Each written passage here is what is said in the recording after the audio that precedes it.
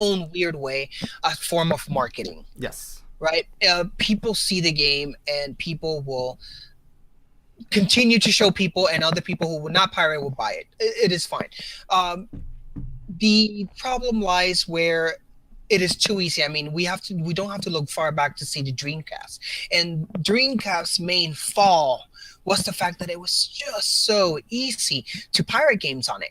You just download it on any CD, put it on the console, and you can play it.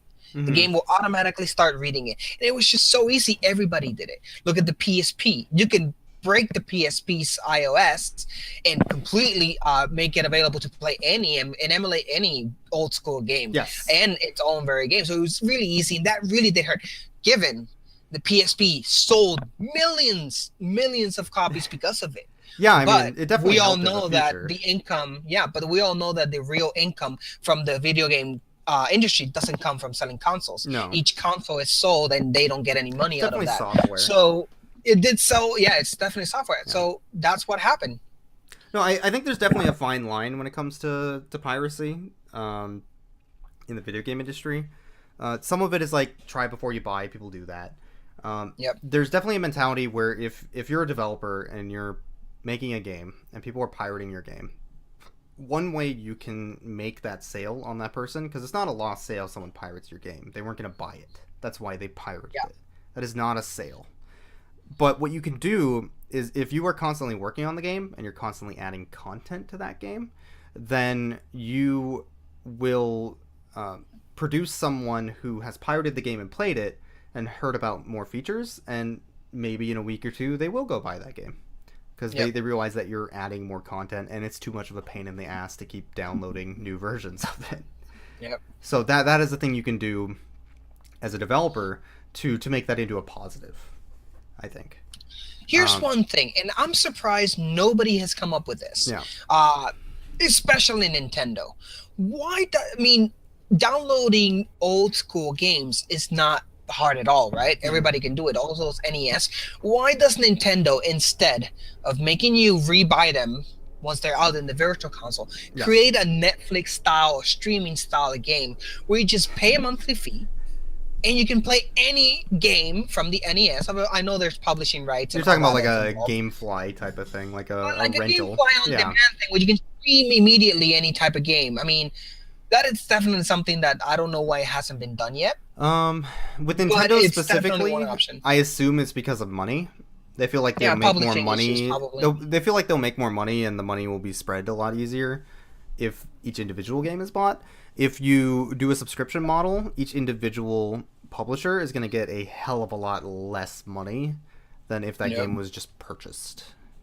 Yeah. There's also, as someone who has a unique perspective on the Nintendo digital side, since I've worked for Nintendo for 3 years and talked with people who had their content lost or stolen or something like that. That's the That worst. type of content is recoverable, so you do have accounts with it, but it can be lost. And Yeah. I have talked to people who had purchased games and then had to rebuy them, and Nintendo's usually pretty cool about that. They'll give you like a little bit of funds or something, but they can't obviously give you everything Yeah. because they're just taking your word at that point without having any real data. And that's usually people who like lost their system and then lost the serial number and had no account on it, like name, because it was the Wii specifically usually, um, which was a giant pain in the ass. But that's another story. Uh, Essentially, you could get around that model by doing, like you said, like a subscription service. Then you don't have to care about who owns what.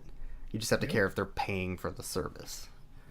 And that's something that they But could yeah. do. They would probably make a lot of money on that. Netflix makes a lot of money with a similar model, and Oh yeah. it's mostly, I assume, the publishers that are probably the problem with that, and the fact that Nintendo feels like they can make more money. Also, Nintendo's really antiquated with trying to keep up to date with this type of stuff. So, Yeah. but But yeah, I mean, let's see how it works. I know that PlayStation Now is an option that Mhm. people do, but it's super expensive. It's ridiculous how expensive it is. But there is options. I mean, back to the piracy theme. Let us see. It is something that we're seeing less and less nowadays, being that how easy and cheap it is to get games on computers nowadays. I Mhm. mean, if it's on Steam, it's probably going to be in $1.50 one day, and you can get it for $1.50. And why the hell would you need to?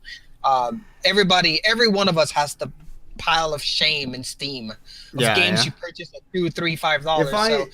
So I open up Steam, I actually had to set up a category on Steam your pile of shame, of you should have games. called it. I You can't see this, but Miguel can. I have my favorites, I have my games, and then I have a section called shit I don't play, Yes. just in the middle of Wait, installed and why is uninstalled Portal? stuff Why is Portal and Portal 2 there? because I'm not gonna play Shame. them anymore.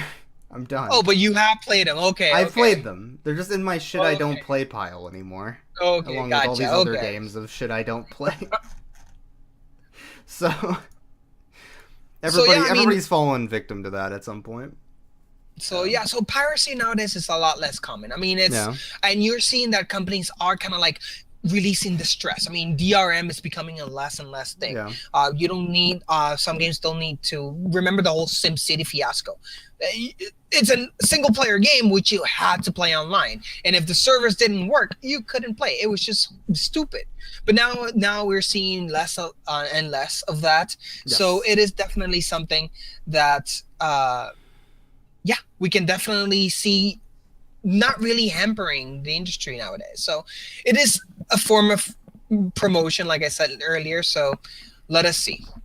Yeah, hopefully that's something they move forward to in the future. But I think that's all we're going to talk about for piracy today. So we're going to move on to our So yeah, final Flaming segment. Cheetos, you're saying here that there was a Sega channel that basically did that. I have never heard of that, and I missed it because it's dead already, apparently. So Was Sega that, Channel I mean, the little box that would hook up to like your cable?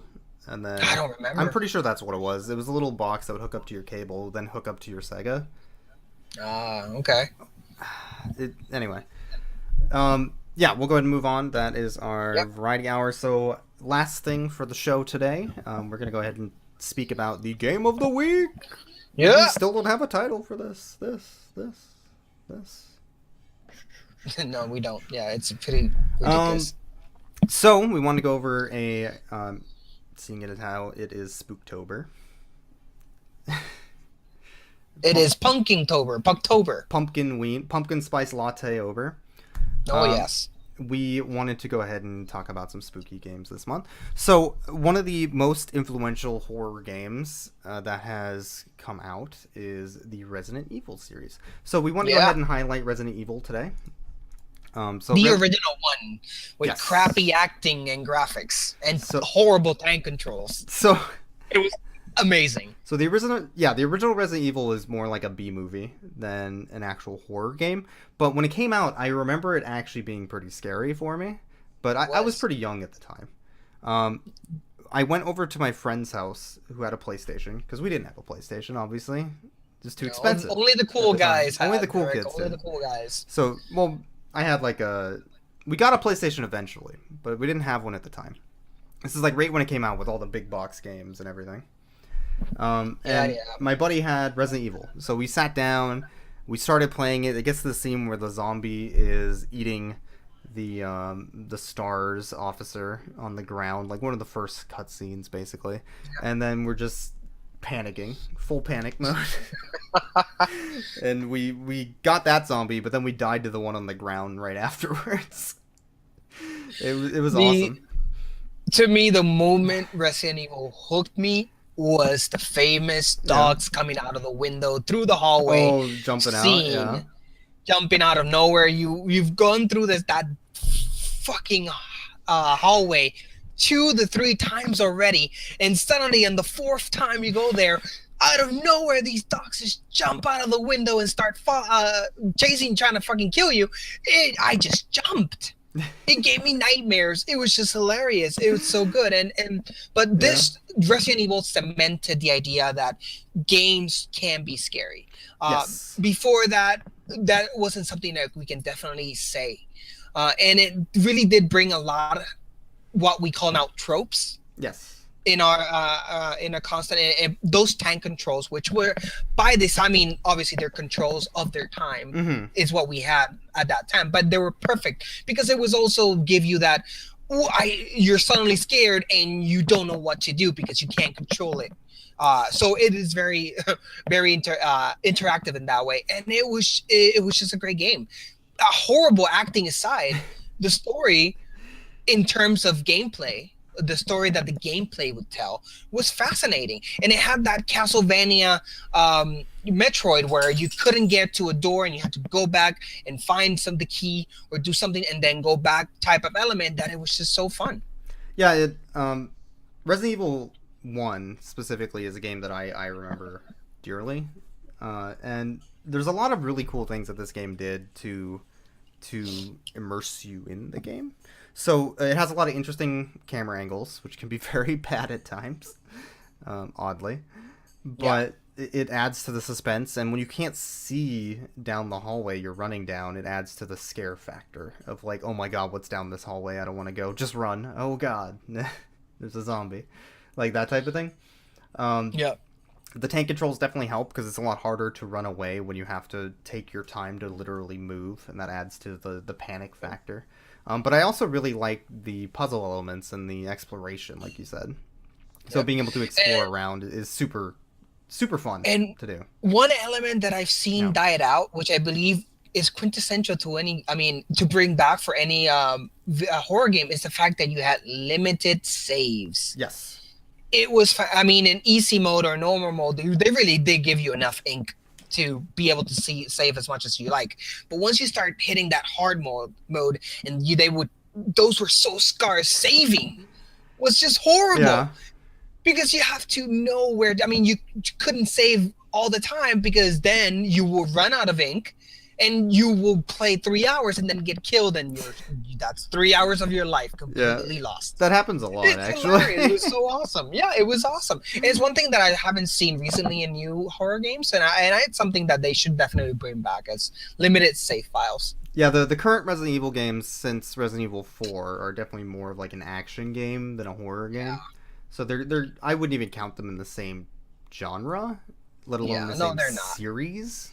But they are. Although I understand that Revelations, if I'm not mistaken, is the name of the title. The one that started out on the 3DS. Okay. That one is kind of like them returning to the survival horror genre, but I haven't played them, so I can't really say much about them. What I would suggest, I would not suggest going back to the original Resident Evil 1. No. I would suggest playing the HD remake instead. Yeah. It's the same basic game, but it's a lot better to look at and a lot better to play, and it still holds up pretty well. Some of the puzzles are a little annoying still, like there's a water puzzle that's really particular about how you go about it, which is super bad, I think, and that shows a little bit of its age, but overall the game's still really good, and something still worth checking out. So if you have time this October and you want to, go ahead and do so. No, definitely. And Flaming Cheetos just mentioned something. Steel Battalion will delete your save file if you didn't eject your pod upon death. That's not scary. That is just cruel. That is cruel. That is pretty rude.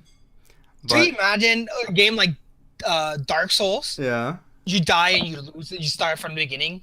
Oh man, that was just horrible.